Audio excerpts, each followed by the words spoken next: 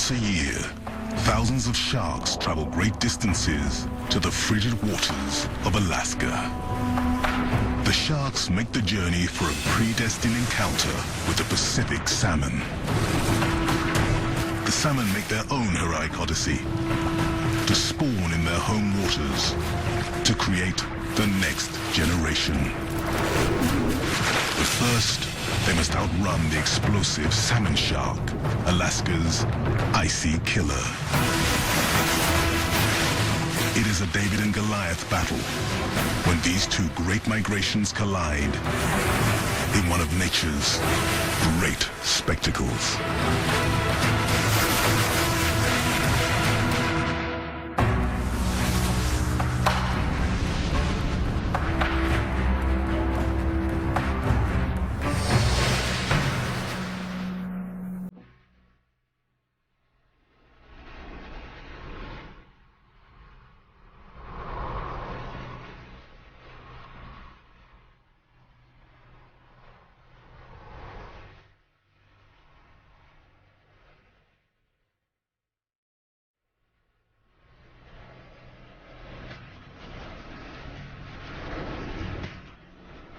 After a long, dark Alaskan winter, Prince William Sound welcomes spring.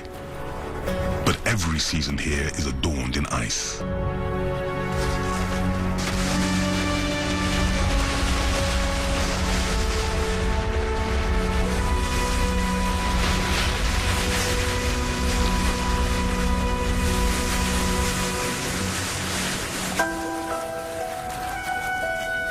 Even in May, the water temperatures barely nudge above freezing.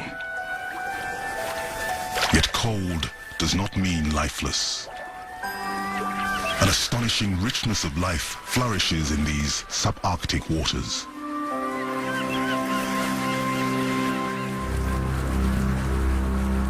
None is more astonishing than the salmon shark. A shark that not only survives, but thrives in this icy crucible. Weighing in at an impressive 225 kilos and growing to a length of around 3 meters, this shark flies through nearly frozen water.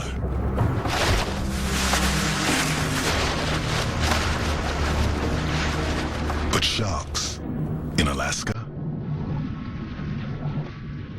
One of the shark's favorite prey, Pacific salmon, lure the sharks to the Sound.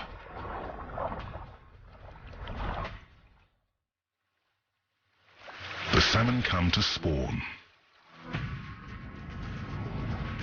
The sharks come to eat. Once a year, the salmon shark and the salmon collide in an epic struggle. One runs on hunger, the other on urgency. Nothing less than the survival of its kind.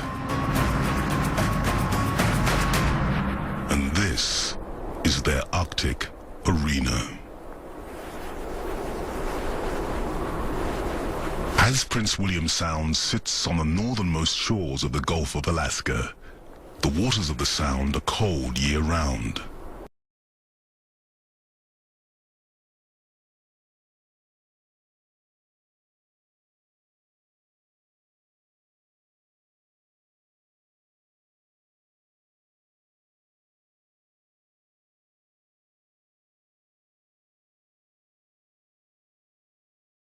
Over 1,600 species of birds, fish, and mammals earn their living in these food-rich waters.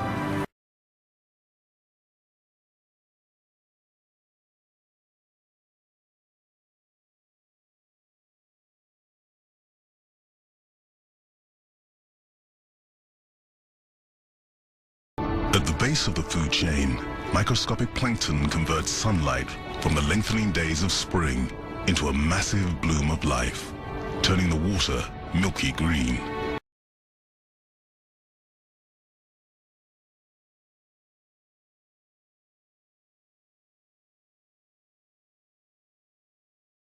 Burst with the season's abundance.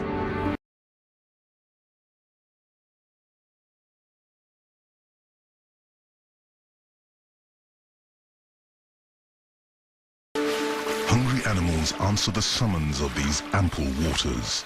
Among them, the salmon shark.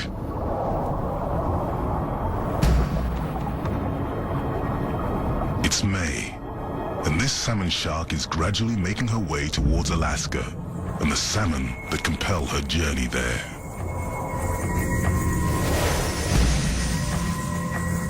She began her long solo odyssey to Prince William Sound a few months ago in the waters off California, where she was born.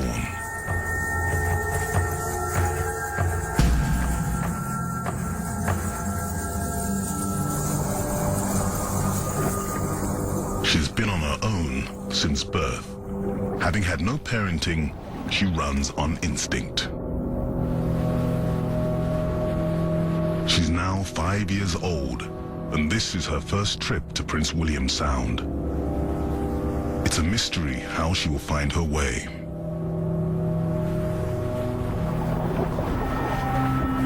No one ever led the salmon shark here. It is somehow just hardwired for this journey.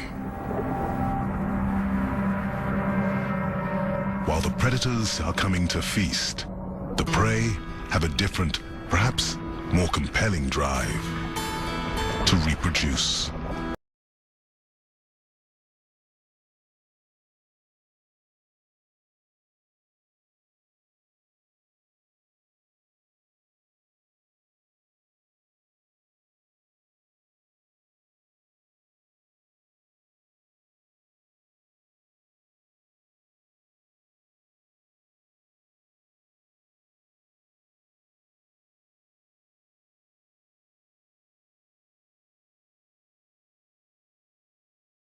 Nature has been sculpting this glacial seascape for the past 2 million years.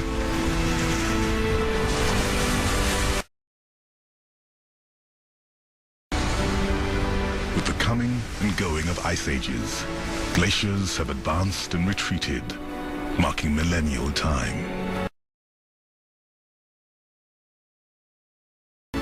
It is this glacial artistry that creates the perfect spawning waters for salmon.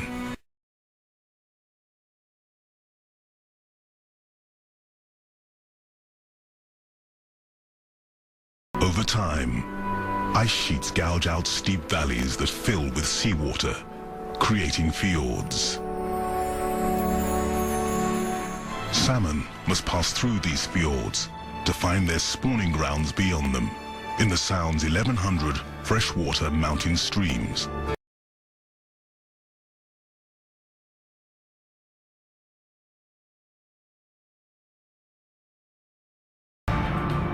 The salmon sharks will seize this necessity for a predatory advantage, gathering in the fjords, standing between the salmon and the streams they must get to.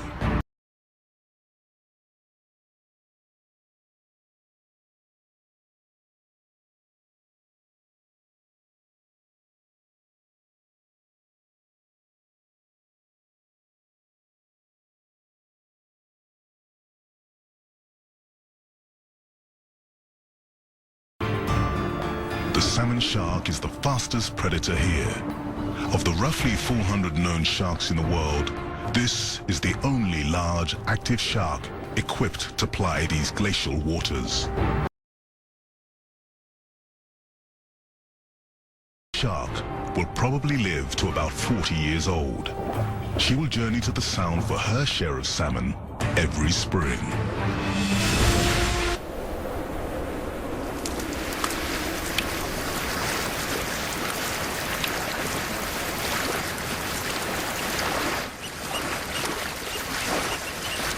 For young mammals in the Sound, spring is a time of learning.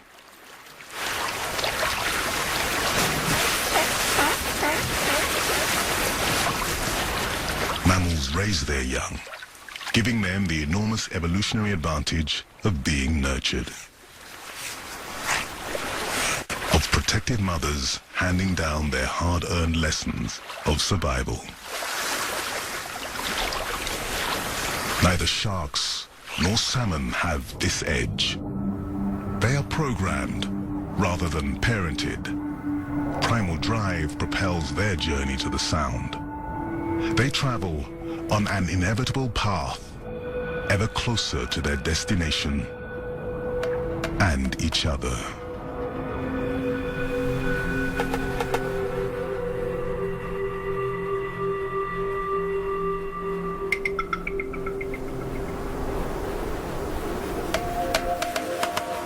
Because of the rigors of surviving here, every creature claims its own niche, its own strategy to survive in this icy world.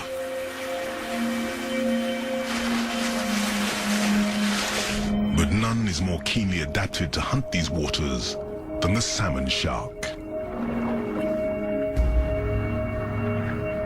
Even its more notorious cousin, the great white shark, rarely ventures into the icy waters that the salmon shark rules.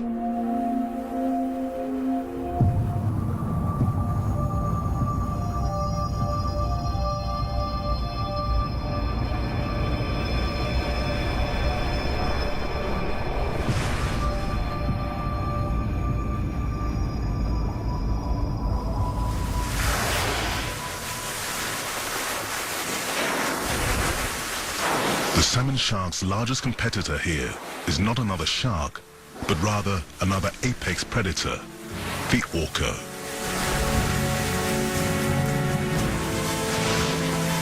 Orcas earn their nickname killer whales because they will attack whales, sea lions, and the occasional shark.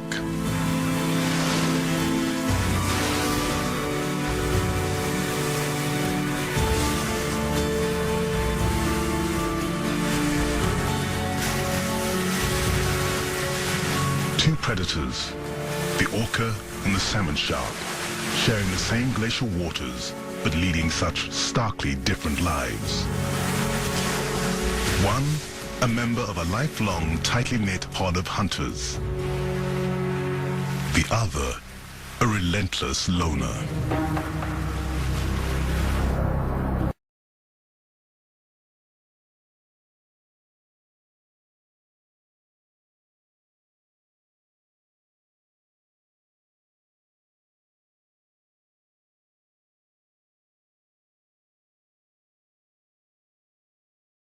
The sharks are here, just ahead of the salmon. Tens of millions of them are now closing in on Alaska's coastline.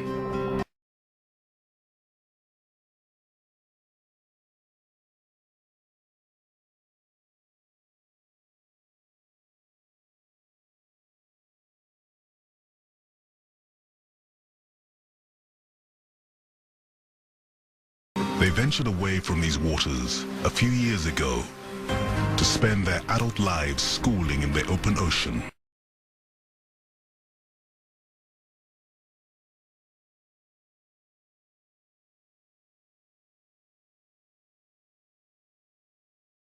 Yet every salmon coming here will die this summer.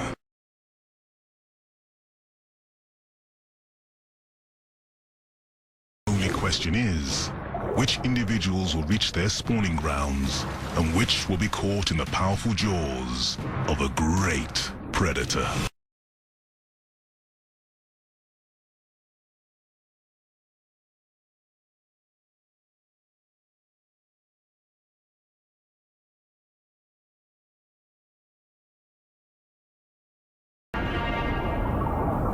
Although humans only recently named the salmon shark, nature perfected this exquisite hunting machine many millions of years ago.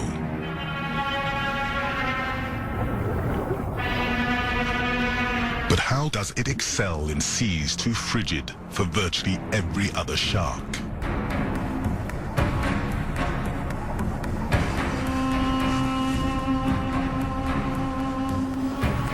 What happens when the salmon shark goes on the prowl?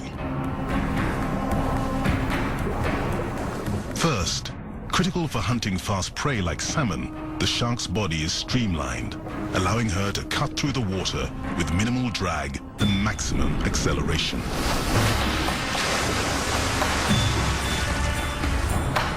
Clever camouflage renders the shark practically invisible. Prey above fail to see her dark back, while prey below might mistake her light-colored belly for sky. As a hunt begins, the shark recruits its fine senses of smell and hearing. If a salmon is wounded, the shark will smell blood in the water or hear it thrashing. Along its sides, highly sensitive motion detectors, so-called lateral lines, sense water displacement from the smallest movement of the smallest salmon. Also, fish emit a very weak electric signal. The salmon shark can exploit this. Hundreds of tiny electroreceptors around its snout can detect as little as a millionth of a volt emitted by a salmon.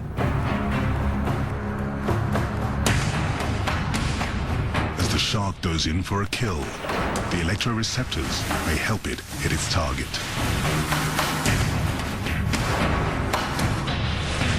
Even if the salmon gets a short reprieve, the salmon shark can reposition with incredible speed, thanks in part to highly flexible fins and a massively powerful tail.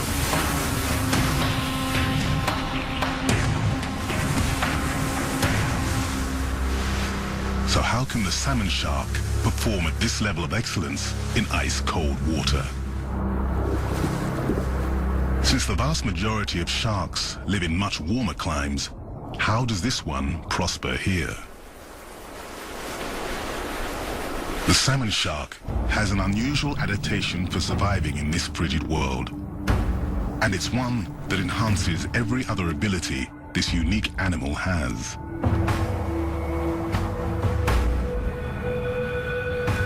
Amazingly, this fish is warm-blooded. This is an enormous advantage for hunting swift prey in cold water.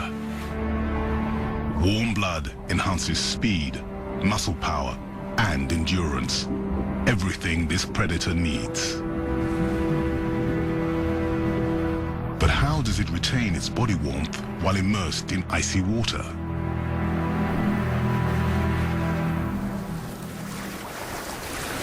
The greatest threat to all warm-blooded animals here is heat loss.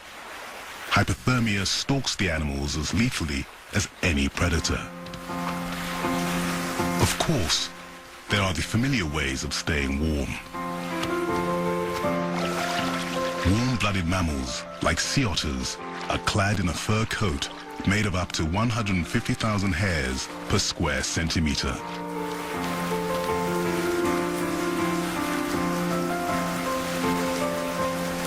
The otter must constantly groom this thick but easily matted fur to maintain its insulating properties.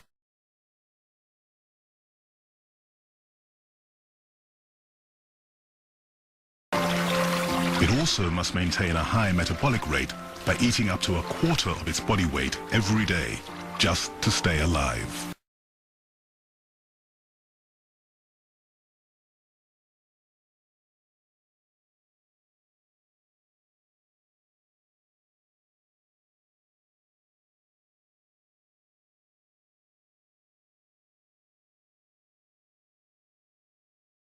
But despite fur coats and high metabolisms, as many as 3 out of 4 of these otter pups will not survive their first year.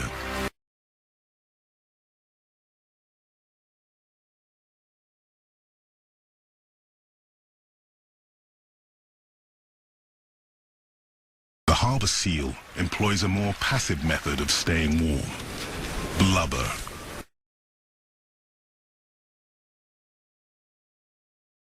A harbor seal pup is born with quite a bit of this insulating fat. But the pup will only have a 24-day suckling period to build enough blubber to maintain its body heat.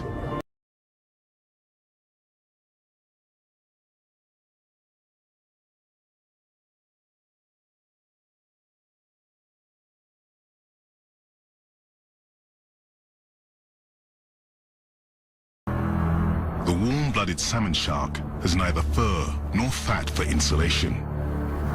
Yet it can raise its body temperature more than any fish in any water. The internal temperature of most fish is nearly identical to the surrounding water. But not the salmon shark's. Its circulatory system has an unusual mechanism to keep this shark warm in ice-cold water.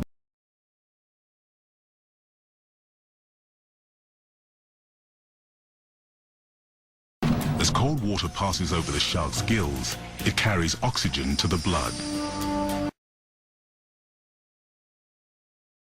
The cool, oxygenated blood then travels through the shark's blood vessels. But on its way to muscles and organs, cold blood is warmed by a heat exchange system. Adjacent veins, carrying warm blood from the shark's swimming muscles, transfer heat to cooler blood coming in from the gills. The systems that enable the heat transfer are called retia mirabilia, or wonderful networks.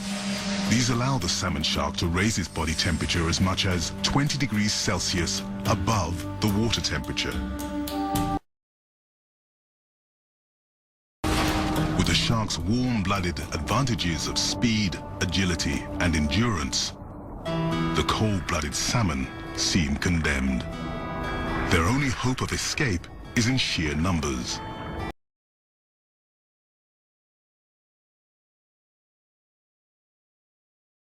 Untold millions of salmon swim hundreds of kilometers to arrive at this, their destiny.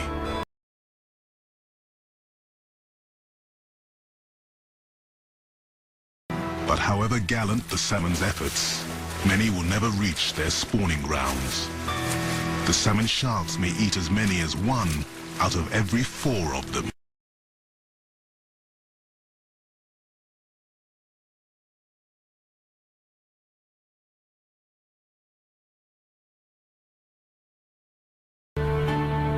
The placid waters of Prince William Sound belie the scene of carnage that is about to unfold.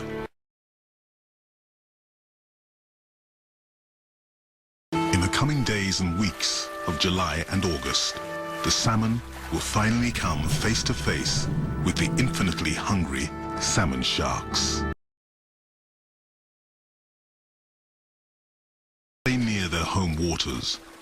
The salmon literally leap in the air, as if preparing to flee a dangerous predator. But no one knows why the salmon spend precious energy doing this.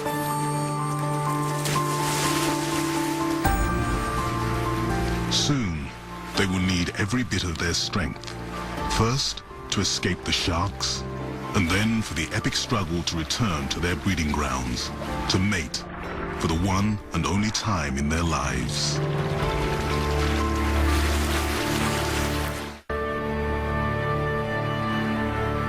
Glaciers of the ice ages carved the steep walls and U-shaped valleys that define the fjords.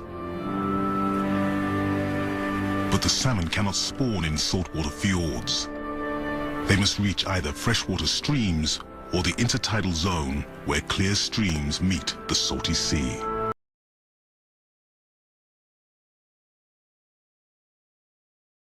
They must cross the shark-infested fjords to reach their spawning grounds.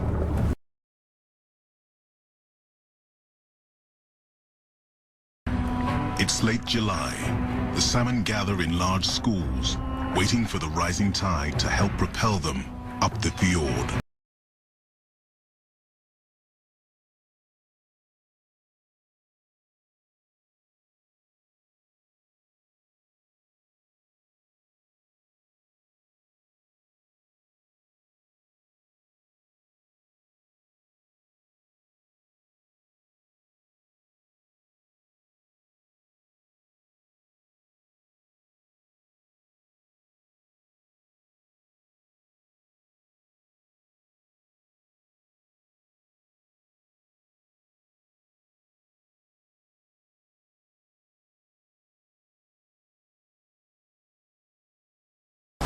Although sharks have a reputation as primitive, they are brilliant hunters.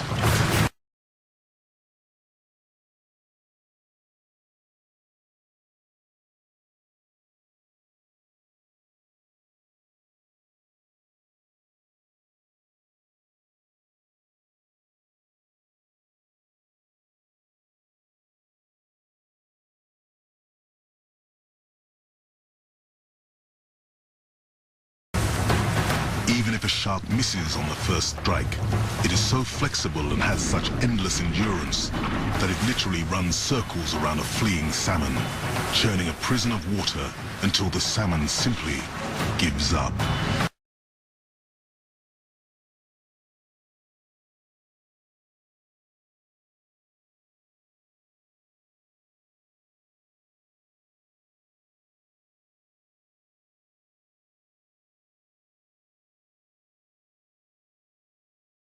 These sharks have excellent eyesight. Scientists studying them believe that the way their eyes are positioned far forward on their faces, that salmon sharks have particularly sharp binocular vision.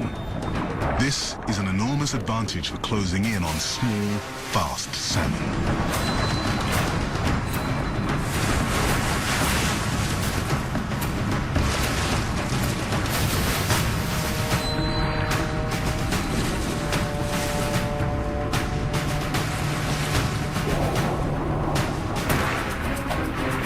Salmon shark's classic tactic is the vertical attack, deploying its natural speed and camouflage.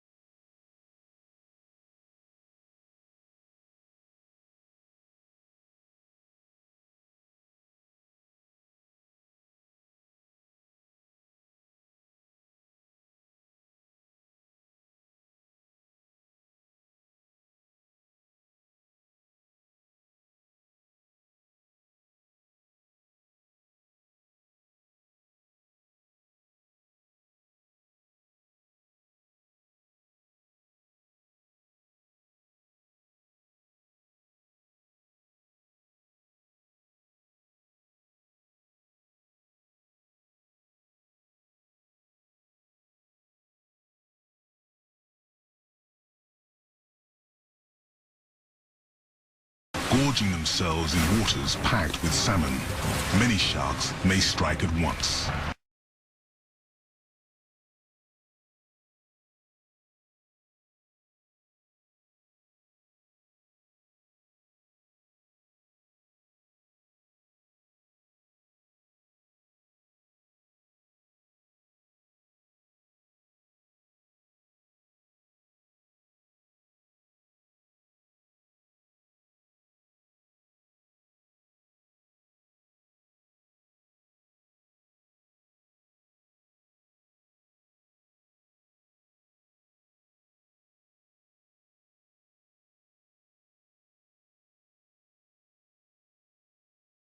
It's clear that the sharks are here to feed a common hunger.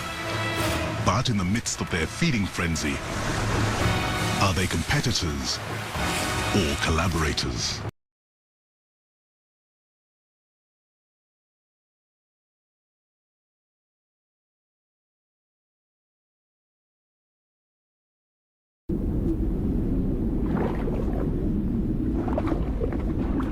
Marine biologists are just beginning to understand the nature of these unusual sharks.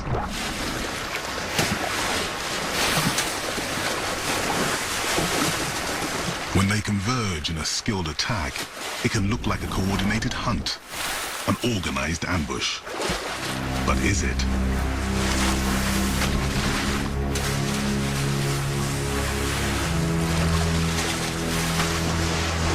Do they communicate? Do they coordinate? Do these fish plot and plan?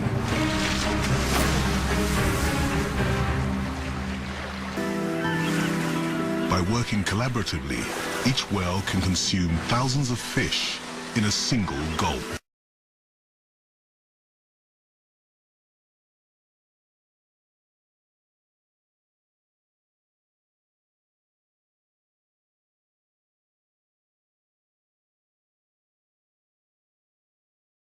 Salmon sharks also hunt with each other, but in their case, proximity does not mean cooperation. Several sharks can strike at once, scattering the hapless fish, enabling each shark to pick off its own target. The sharks appear to have an instinctive understanding of their enhanced power when they work the same waters. A salmon fleeing one shark may fly into the jaws of another. But most biologists believe that the sharks do not coordinate their hunt in the same way that mammals like humpbacks do.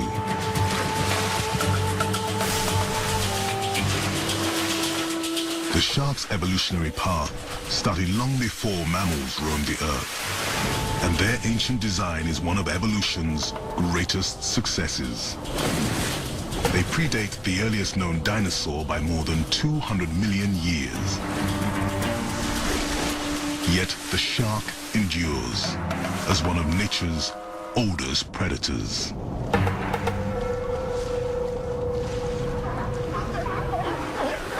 Sharks and mammals have, of course, followed very different evolutionary strategies. In Prince William Sound, as elsewhere, some mammals have morphed their bodies through time. Stellar sea lions probably evolved from a bear-like land-based creature 20 million years ago.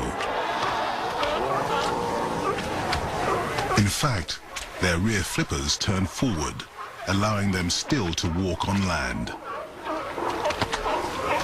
After a fashion.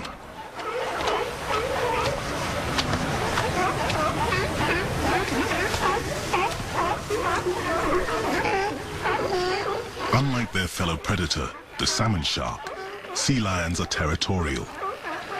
A bull establishes his turf and will fight to defend it.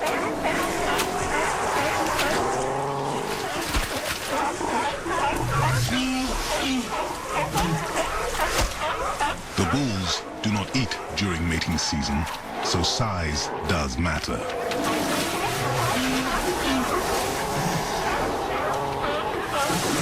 The bigger the bull, the longer he can fast. Less time foraging, more time mating.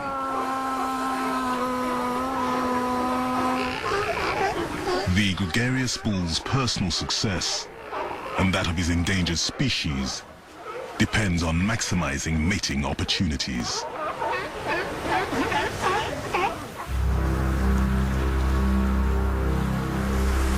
Unlike the sea lions, the salmon sharks are not endangered, and they don't miss a meal in order to reproduce. They will mate in summer and into fall.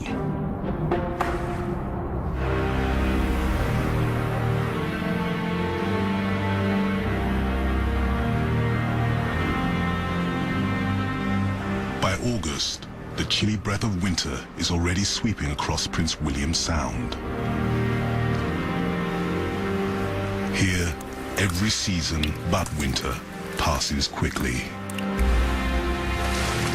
Despite even icier water, this shark will perform with warm-blooded excellence and tireless efficiency.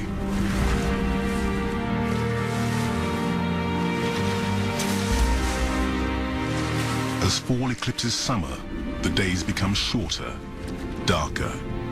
The sharks seem to hunt more frequently at the surface, without the risk they run on brighter days of burning their sensitive eyes.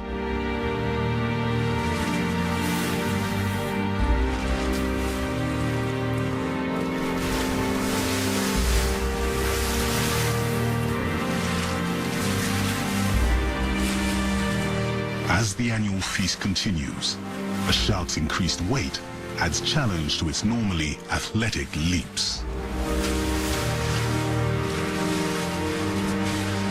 While this seemingly ruthless predation appears to threaten the salmon species, the ravenous shark is actually improving the health of the salmon population. By thinning out the less robust fish, it's allowing stronger genes to be passed on at spawning. So despite their hearty appetites, the sharks are good for the salmon species.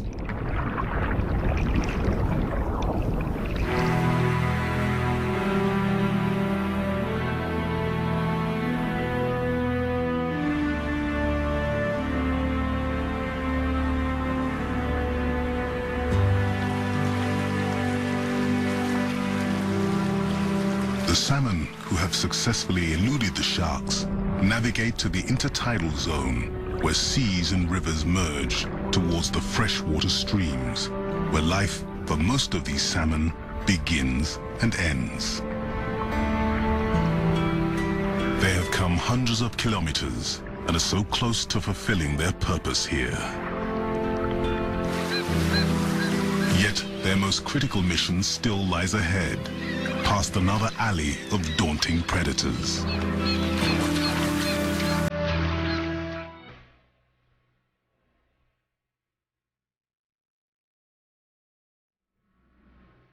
August in Prince William Sound. More than a hint of fall is already in the air. The surviving salmon have an even more urgent need to make it to their spawning grounds. Rather than dying in the jaws of a shark, it might be their own nature that will kill them. The fresh water of the mountain streams is already taking its toll. It's now only a matter of a few days before they will all perish. The salmon must overcome their waning strength to make it to the waters of their birth.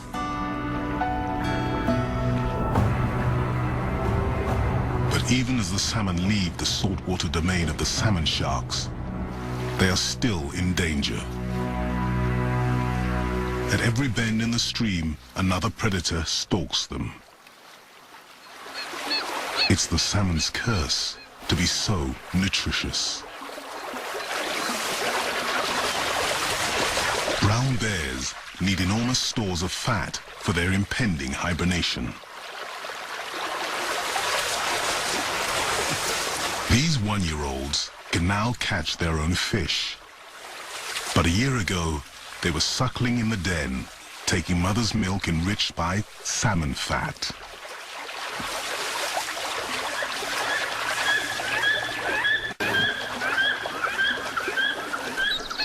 Eaglets eating salmon add about half a kilo to their body weight every few days. While other black bears are devouring hundreds of salmon, this bear is focused on only one fish he caught before she could release her eggs, which by now weigh about half a kilo. The bear forgoes the meat of the fish and, with the precision of a sushi chef, removes just the roe for a bit of caviar. Fortunately for the salmon species, others will make it further.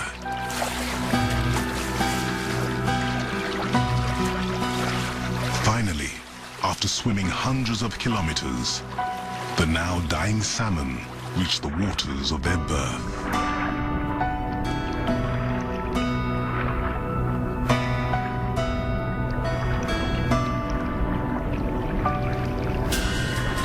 Jockeying for position, they struggle to spawn.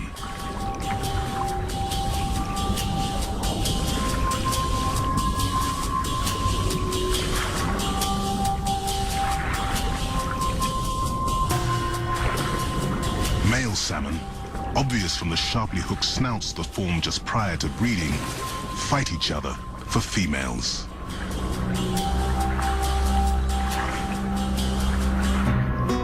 Females vie for the best spots to deposit their eggs. With a wave of her tail, the female salmon makes a gravel nest for her eggs and releases them. The male then fertilizes their potential offspring.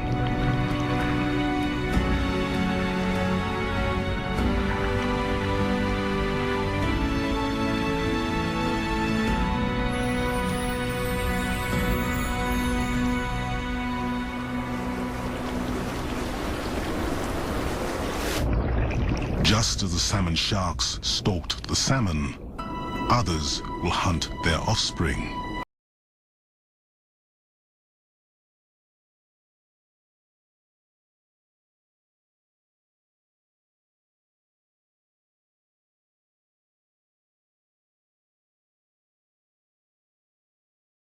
A giant lion's mane jellyfish joins a troop of moon jellies.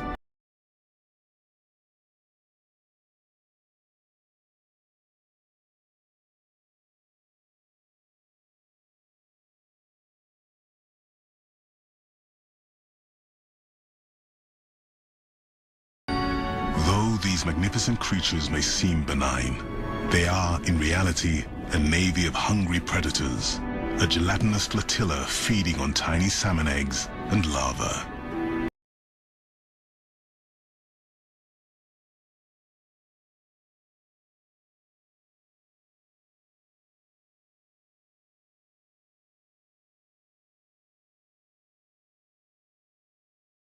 While some salmon have already spawned and died, others are still making their way to their spawning grounds. Each river has its own timing, allowing fish access to their home waters without competition from other salmon trying to get to theirs. Nature cleverly staggers the salmon's schedule, accommodating the salmon shark's infinite appetite. But if, for some reason, the salmon never ran again, salmon sharks would not vanish along with them. The sharks would simply forage for other fish, as they do when the salmon are not running.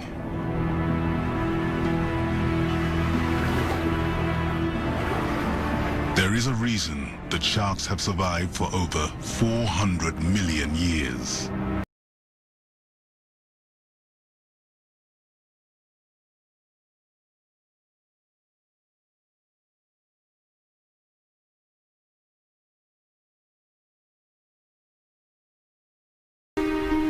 By September, most of the salmon are dead. As the salmon disappear, many of the sharks leave the sound, making their way to warmer waters where some will give birth to the next generation of salmon sharks. With the arrival of winter, Prince William Sound will cloak itself in a different sort of splendor.